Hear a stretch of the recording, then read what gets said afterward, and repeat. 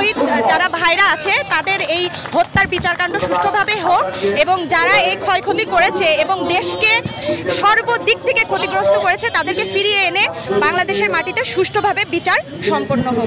5 August বাংলাদেশে যে নৃশংস হত্যাকাণ্ড চালিয়েছিল পুলিশ লীগ এবং ছাত্রলীগের প্রোপাগান্ডায়, তো গত 5 আগস্ট থেকে আজ 5 সেপ্টেম্বর এই যে 1 মাস পূর্তি উপলক্ষে আমরা শহীদদের স্মরণে আমরা আজকে শহীদ কেন্দ্র ঘোষিত কর্মসূচির অংশ হিসেবে কুষ্টিয়া জেলা শহীদ মার্চ কর্মসূচি পালন করছে।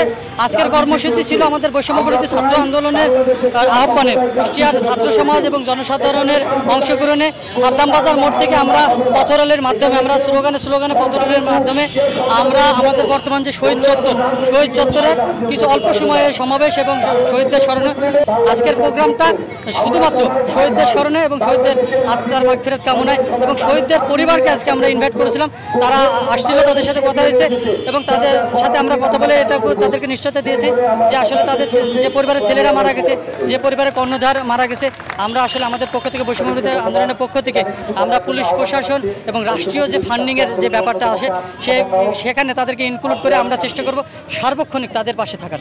আমাদের যত ছাত্র ভাইরা আছে তাদের একটা যৌক্তিক আন্দোলনকে সরকার তাদের দমন পীড়ন নীতি দিয়ে প্রতিহত করতে চেয়েছিল।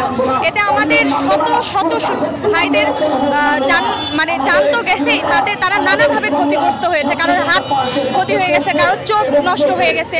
তারা ছাত্রদের একটা সাধারণ আন্দোলনকে তারা যৌক্তিকতা দিয়ে বিচার না করে তারা তাদের দমন পীড়ন নীতি প্রয়োগ করেছে।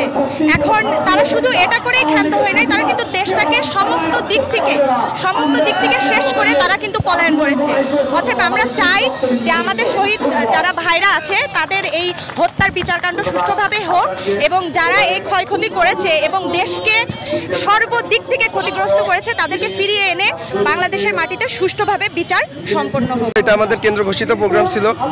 ছাত্র জনতার গণঅভ্যুত্থানের 1 মাস পূর্তি এবং শহীদদের স্মরণে মূলত আমাদের প্রোগ্রামটা করা এবং আমরা এই প্রোগ্রামের মাধ্যমে বাংলাদেশের প্রতিটা মানুষের কাছে আহ্বান পৌঁছাইতে চাই যে বাংলাদেশ শুধুমাত্র এখন আর স্বৈর শাসকের আন্ডারে নাই।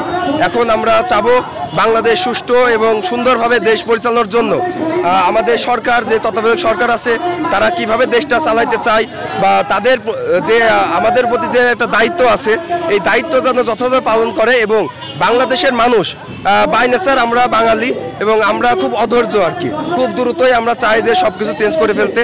তাই আমাদের এই প্রোগ্রামের মাধ্যমে আমরা সবাইকে জানাইতে চাই আপনারা যে তত্ত্বাবধায়ক সরকার আছে তাদেরকে একটু সময় দেন। একটু সময় দিলে হয়তো বা এই যে 17 বছর দীর্ঘ 17 বছরে যে ফ্যাসিস্টের আন্ডারে যে আমাদের দেশ গড়ে উঠেছে প্রত্যেকটা সেক্টরে দুর্নীতি। তো আমরা যাতে এই দুর্নীতিটা দমন করার জন্য একটু সময় যাতে সরকারকে মানুষ দেয়, অধৈর্য না হয়, এটা সবার কবরে তুমি হাদিয়া